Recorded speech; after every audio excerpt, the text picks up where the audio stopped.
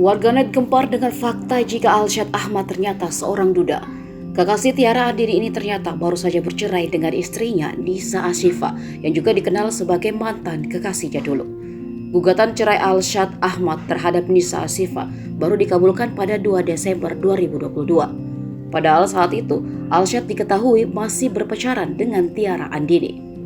Panitera Pengadilan Agama Bandung, Dede Supriyadi, membenarkan adanya sidang perkara dengan klasifikasi cerai talak atas nama Alsyad Kausar Ahmad yang terdaftar di Pengadilan Bandung.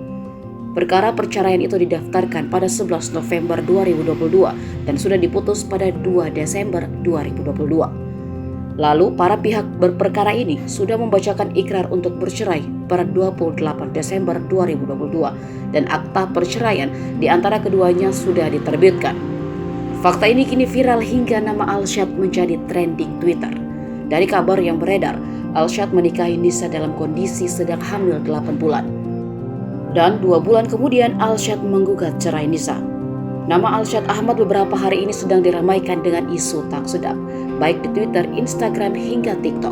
Berawal dari unggahan sang mantan kekasih, Nisa Ashifa, yang mengunggah foto bayi dan menyinggung tentang kekecewaan yang diduga diperuntukkan pada seseorang.